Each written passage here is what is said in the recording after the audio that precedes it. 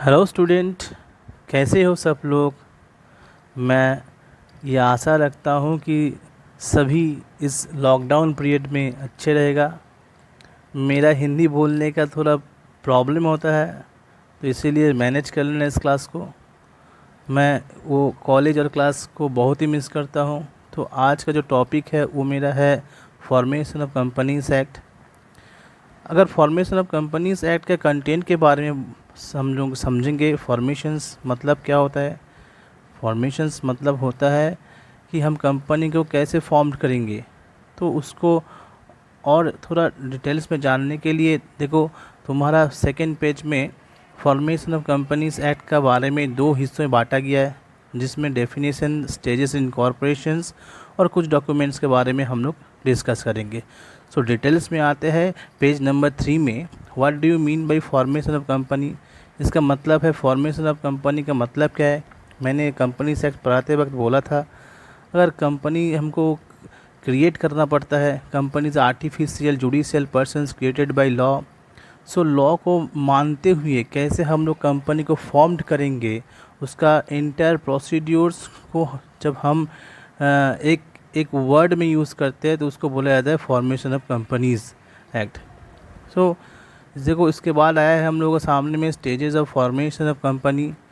तो इसमें हम 5 स्टेजेस के बारे में भी डिस्कस करेंगे। वो है प्रमोशन स्टेज, उसके बाद हम लोग सिलेक्शन ऑफ नेम स्टेज के बारे में डिस्कस करेंगे। उसके बाद रजिस्ट्रेशन स्टेजेस है या इनकॉर्पोरेशन स्टेजेस, मतलब how to incorporate a company by a legal procedure. और उसके बाद है raising the share capital stages. बाद में हम लोग आते हैं पहला पहला स्टेज प्रमोशन स्टेज। प्रमोशन मतलब किसी भी कंपनी को हम लोग पहले पहले कैसे प्रमोट करते हैं वो हम लोग देखेंगे। हमको पहले क्या करो, डिस्कवरी ऑफ बिजनेस अपॉर्चुनिटीज़। हमको सोचना पड़ेगा कि हम क्या बिज़नेस करने के लिए कोशिश करेगा, और ये जो सोचने का काम करता है उसको हम लोग प्रोमोटर्स बोला जाता है। ये प्रोमोटर्स क्या करते हैं, कंपनी को प्रमोशंस करता है। जैसे कि जैसे कि हम लोग सिनेमा में देखे जाते हैं प्रमोशंस, वैसे ही कंपनी को प्रमोशन स्टेज में प्रमोट किया जाता है। तो पहले आता है हम लोग सिलेक्टिंग कंपनी नेम। पहले हमको कंपनी नेम सिलेक्ट करना पड़ता है। नेम मतलब क्या नेम होगा, उसका ऑब्जेक्टिव क्या होगा। नेम मतलब कंपनी प्राइवेट होगा या पब्लिक होगा। और ऐसा भी नेम हम यूज़ करेगा नहीं जो कंपनी का नेम ऑलरेडी एग्जिस्टेंस में है। जैसे कि रिलायंस कंपनी है तो हम दोबारा से रिलायंस यूज़ नहीं कर सकता है, हमको दूसरा कुछ नेम यूज़ करना पड़ेगा। ये नेम क्लॉज में बताया जाता है। उसके बाद आता है हम लोग इनकॉर्पोरेशन स्टेजेस में। इनकॉर्पोरेशन स्टेज मतलब कंपनी कैसे इनकॉर्पोरेटेड होगा, कंपनी का रजिस्ट्रेशन कैसे होगा। सो इसका एक बहुत सारा एक बड़ा सा चैप्टर प्रोसीड्यूर्स है इनकॉर्पोरेशन का, जिसको जो हमको फुलफ़िल करना पड़ता है। डिफरेंट फॉर्म्स वगैरह रहता है, वो फॉर्म फिलअप करके हमको कंपनी को इनकॉर्पोरेशन मिलता है। और इनकॉर्पोरेशन के बाद कंपनी को certificate of commencement of business का रहता है। देखो, हम लोग के सामने में जो कंपनी अगर सारा का सारा प्रोसीड्यूर फुलफ़िल करता है तो हम लोग के सामने में क्या आया है, एक सर्टिफिकेट आया है। ये है certificate of incorporation of business commencement. तो इसमें CIN नंबर रहता है जो कि कंपनी का बिजनेस करने का या ऑपरेशन रन करने का परमिशन रहता है इसमें। उसके बाद हम लोग आएंगे नेक्स्ट स्टेजेस में। हाँ, ये स्टेजेस है रेजिंग ऑफ शेयर कैपिटल। यार क्या बताए, हम सोचे कंपनी और कंपनी करने के लिए हमको तो फंड चाहिए है, तो फंड कैसे हम लोग जुगाड़ करेगा, इसके बारे में रेजिंग ऑफ शेयर कैपिटल में लिखा रहता है। कैसे हम लोग एक्सचेंज मार्केट में जा कर के पैसा उठाएगा, शेयर प्रोस्पेक्टस कैसे इशू करेगा। तो ये हम डिटेल्स में भी और जो क्लास बढ़ते जाएगा उसके बारे में हम लोग इन डिटेल्स में हम लोग डिस्कस करेंगे। देखो, मैंने बताया था प्रमोशंस करने के लिए प्रोमोटर्स का चाहिए।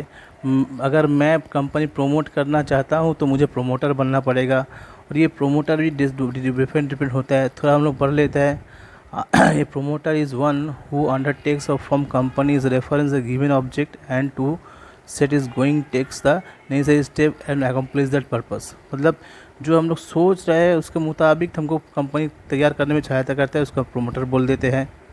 नेक्स्ट है documents of the companies. Company commencement certificate लेने के लिए बहुत सारा डॉक्यूमेंट्स हम लोगों को ज़रूरत पड़ता है, और वो डॉक्यूमेंट्स में से 3 ऐसा डॉक्यूमेंट जो कि बहुत ही नेसेसरी है और जिसको लेके हम डिटेल्स में भी और भी डिस्कस करेंगे। तो इस क्लास में थोड़ा बहुत शॉर्टकट में डिस्कस होगा।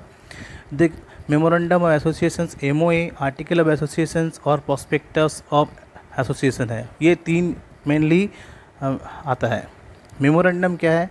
देखिए, मेमोरेंडम कुछ नहीं है। मेमोरेंडम एक चार्टर्ड बुक है, जिस चार्टर्ड बुक में कंपनी का कॉन्स्टिट्यूशंस लिखा रहता है। मतलब कंपनी कौन सा रूल्स रेगुलेशंस फॉलो करके कंपनी काम करेगा, कंपनी का ऑब्जेक्टिव क्या है, कंपनी का नेम क्या है, कंपनी कितना तक काम कर सकता है, उसका पावर कितना है, ये सारा का सारा जितना भी legal rules and rules define किया जाता है वो मेमोरेंडम में रहता है। हम लोग contain of memorandum 6 clauses content में रहता है। एक है name clause, registered clause, objective clause, capital clause और लायबिलिटी क्लॉज, एसोसिएशन क्लॉज। ये सारा का सारा क्लॉसेस है मेमोरेंडम। मैं फिर दोबारा इसको लेके डिस्कस करूँगा जब मैं डिटेल्स में आऊँगा मेमोरेंडम क्लासेस में। इसके बाद हम लोग आएंगे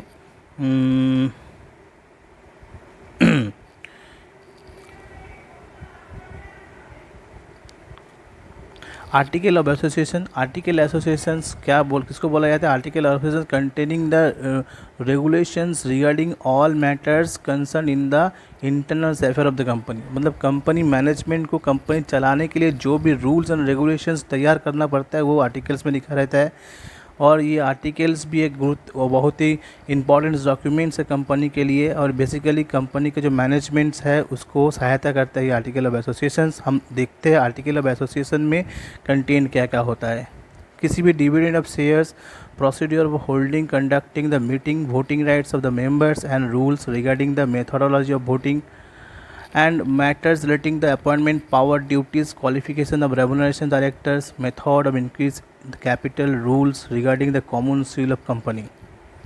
ये सारा का सारा रहता है। भी और भी है इसके अंदर में मैं और भी कंटेंट के बारे में डिस्कस करता हूँ।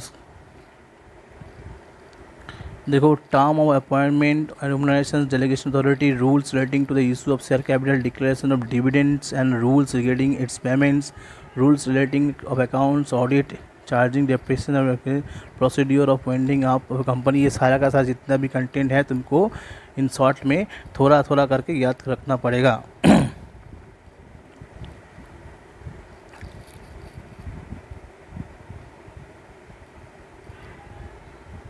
उसके बाद हम लोग आ रहे हैं प्रोस्पेक्टस में। प्रोस्पेक्टस एसोसिएशन मैंने 3rd जो स्टेजेस है, मतलब कंपनी को मार्केट से शेयर इशू करना है तो उसके लिए कंपनी को प्रोस्पेक्टस इशू करना पड़ेगा। ये प्रोस्पेक्टस एक प्राइमरी इंफॉर्मेशन बुक है, जिस बुक्स क्या यूज़ करके जो इन्वेस्टर है वो पता लगा सकता है कि कंपनी का अंदर बाहर का जो भी रिलेटेड मैटर्स होगा वो सब इस प्रोस्पेक्टस में लिखा रहता है। कंटेंट ऑफ द प्रोस्पेक्टस थोड़ा आप देख लीजिए क्या क्या कंटेंट रहता है इसमें, इसका और भी डिटेल्स में हम आएंगे।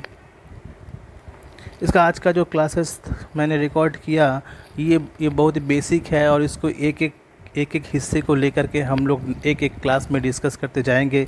6 क्लासेस होगा तुम लोगों का, तुम लोग वेट करो और हम मेरे साथ जुड़ा रहो। आज के लिए इतना ही तक। तुम लोग सब घर में रहो, सेफ़ रहो, अच्छा रहो। मैं कुणाल सर तुम लोगों को बहुत मिस करता हूँ, वो क्लास, वो कॉलेज। होपफुली कि तुम लोग भी मुझे बहुत मिस करते हो। मेरा एक वार्ता है सभी स्टूडेंट से, वो घर में रह के सुरक्षित रहे और ये जो ऑनलाइन क्लासेस है इस क्लासेस का मज़ा उठाते रहे। आज के लिए इतना ही तक। चलो, टाटा, बाय बाय, सेफ़ रहो, ठीक रहो, अच्छा रहो।